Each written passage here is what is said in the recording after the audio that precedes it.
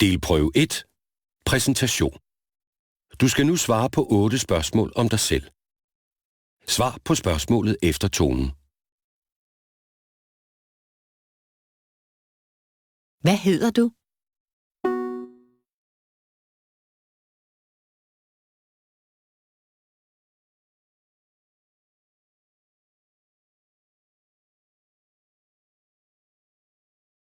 Hvor kommer du fra?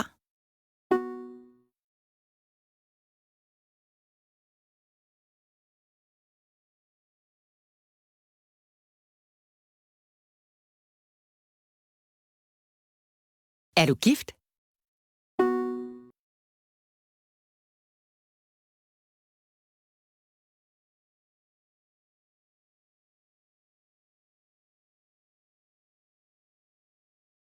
Hvor bor du?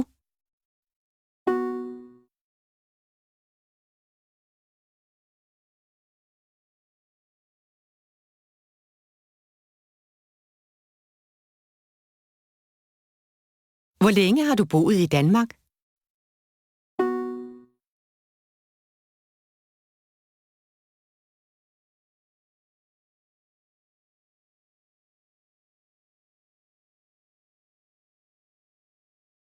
Hvornår har du fødselsdag?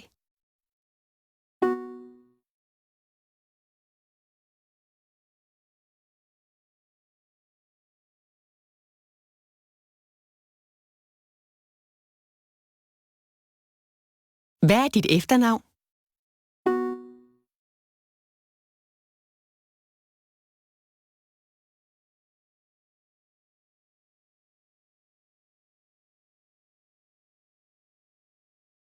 Hvad for nogle sprog taler du?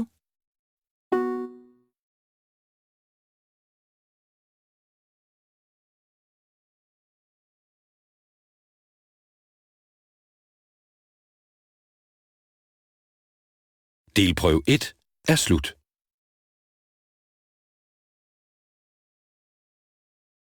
Delprøve 2. 7 korte tekster.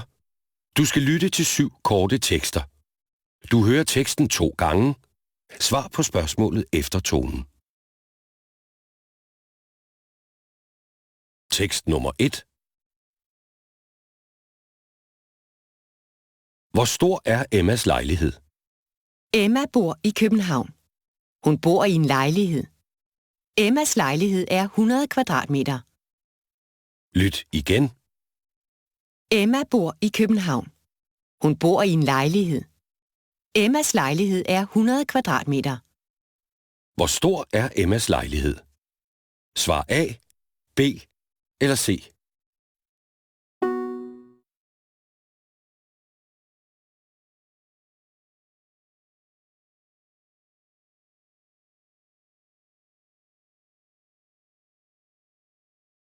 Tekst nummer 2. Hvad koster bukserne? Thomas køber et nyt par bukser. De koster 500 kroner. Thomas synes, det er billigt. Lyt igen.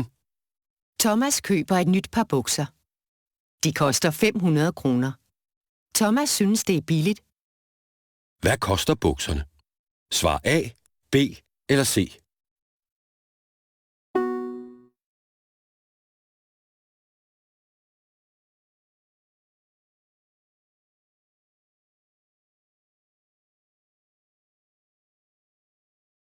Tekst nummer 3.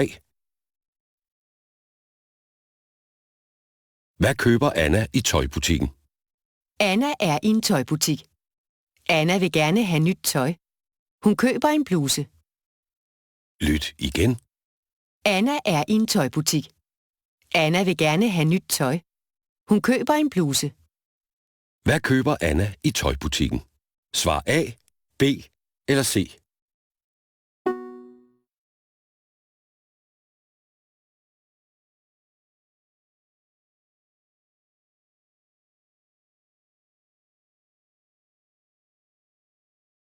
Tekst nummer 4. Hvornår er Peter født? Peter bor i Aarhus. Han er født i 1980. Han er gift og har et barn. Lyt igen. Peter bor i Aarhus. Han er født i 1980. Han er gift og har et barn. Hvornår er Peter født? Svar A, B eller C.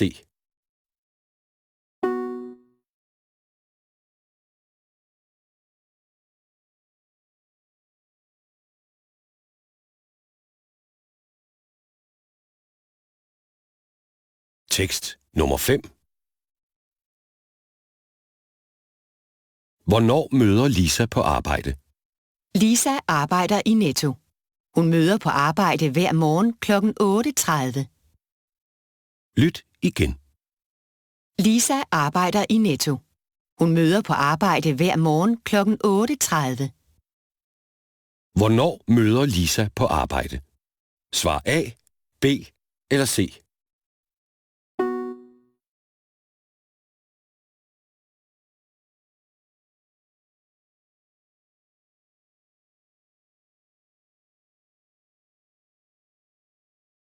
Tekst nummer 6.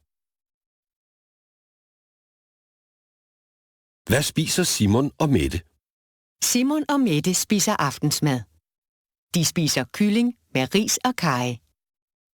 Lyt igen. Simon og Mette spiser aftensmad. De spiser kylling med ris og karry. Hvad spiser Simon og Mette? Svar A, B eller C.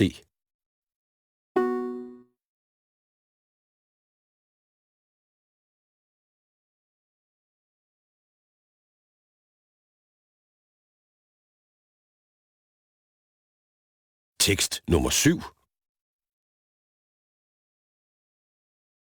Hvordan bliver vejret mandag? Mandag får vi sol og svag vind. 24-27 grader. Tirsdag bliver det skyet med regn. 20-22 grader. Lyt igen. Mandag får vi sol og svag vind. 24-27 grader. Tirsdag bliver det skyet med regn. 20-22 grader. Hvordan bliver vejret mandag? Svar A, B eller C.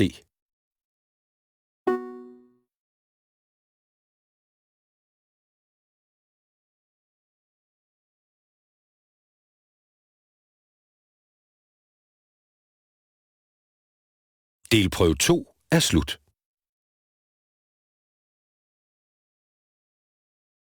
Delprøve 3. 7 situationer fra Annas og Peters hverdag. Du skal nu se 7 billeder og høre 7 tekster om Anna og Peter. Du hører hver tekst 2 gange.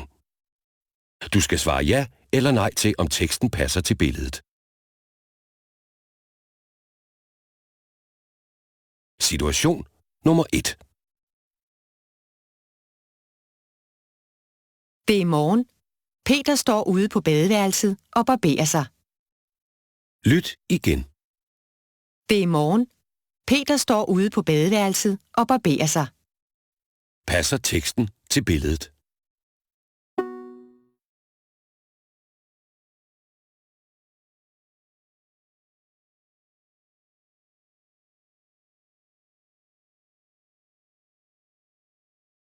Situation nummer 2. Det er morgen. Anna og Peter sidder i køkkenet og spiser morgenmad sammen med deres datter. Lyt igen. Det er morgen. Anna og Peter sidder i køkkenet og spiser morgenmad sammen med deres datter. Passer teksten til billedet?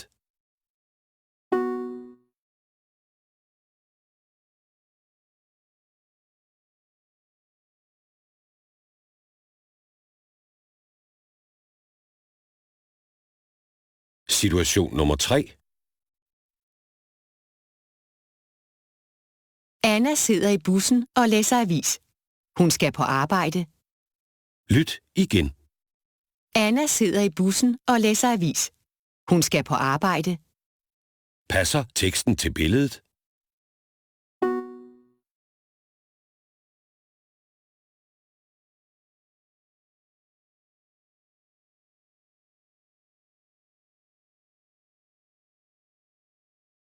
Situation nummer 4. Anna og Peters datter er i børnehave. Hun smiler og leger med de andre børn. Lyt igen. Anna og Peters datter er i børnehave. Hun smiler og leger med de andre børn.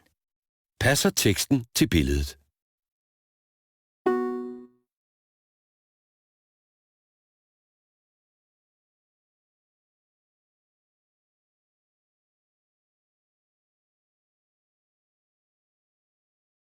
Situation nummer 5.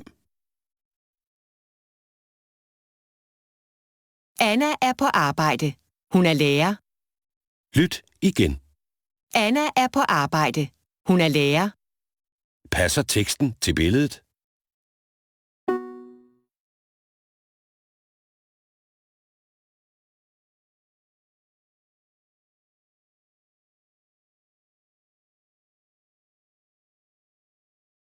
Situation nummer 6. Det er eftermiddag. Klokken er 3. Anna sidder i stuen og leger med sin datter. Lyt igen. Det er eftermiddag. Klokken er 3. Anna sidder i stuen og leger med sin datter. Passer teksten til billedet?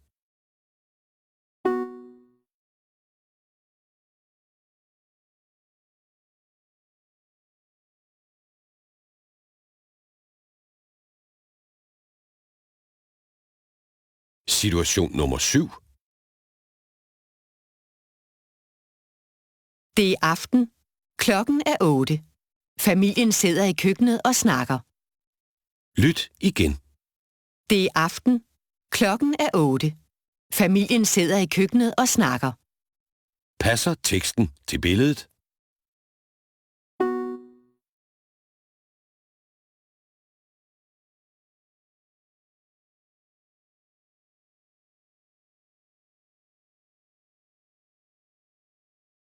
Delprøve 3 er slut. Delprøve 4. Hvad handler historien om? Du skal lytte til 8 korte historier. Du hører historien 2 gange. Svar på spørgsmålet efter tonen. Historie nummer 1. Det er morgen. Lisa går til bageren. Hun skal købe et franskbrød til morgenmaden. Lyt igen. Det er morgen. Lisa går til bageren. Hun skal købe et franskbrød til morgenmaden. Hvad handler historien om?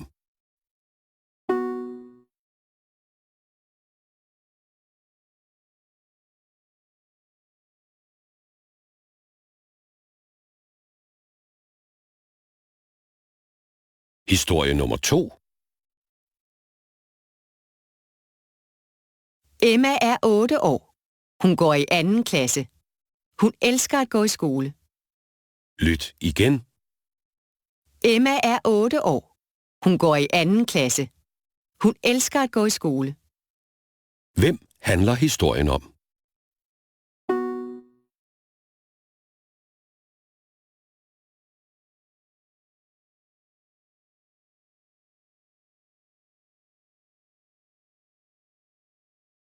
Historie nummer 3.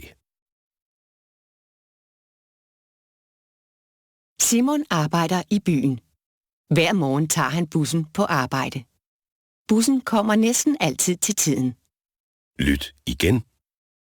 Simon arbejder i byen. Hver morgen tager han bussen på arbejde.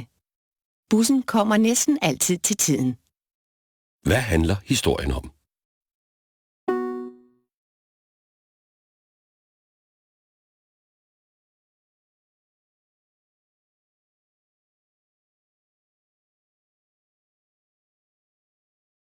Historie nummer 4. Peter skal møde sin nye kæreste. Han går ned til blomsterhandleren og køber en buket blomster til hende. Lyt igen. Peter skal møde sin nye kæreste. Han går ned til blomsterhandleren og køber en buket blomster til hende. Hvad handler historien om?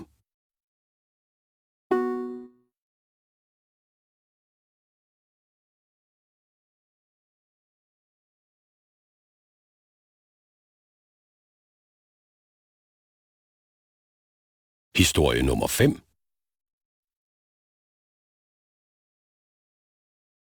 Thomas er 25 år. Han er professionel fodboldspiller. Han spiller fodbold næsten hver dag. Lyt igen. Thomas er 25 år. Han er professionel fodboldspiller. Han spiller fodbold næsten hver dag. Hvem handler historien om?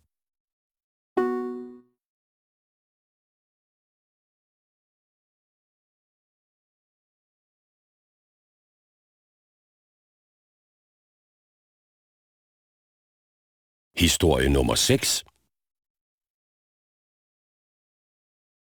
Anna vil bage en kage. Hun skal bruge både mel og æg. Men hun opdager, at hun ikke har nogen æg. Lyt igen. Anna vil bage en kage. Hun skal bruge både mel og æg.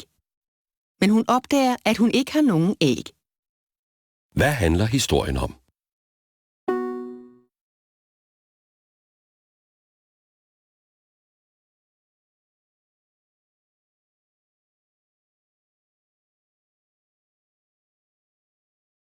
Historie nummer 7. Maria elsker kager. Hun går til bageren og køber en dejlig lagkage til sin eftermiddagskaffe. Lyt igen. Maria elsker kager. Hun går til bageren og køber en dejlig lagkage til sin eftermiddagskaffe. Hvad handler historien om?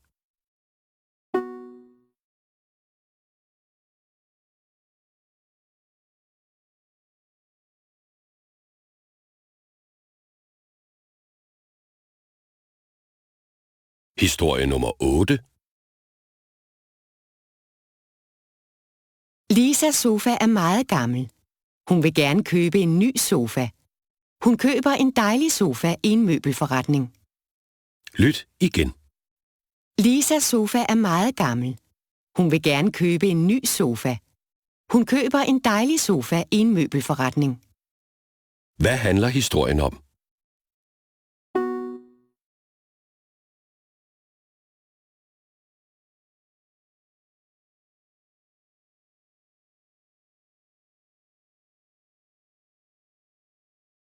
Delprøve 4 er slut. Sprogprøven er slut.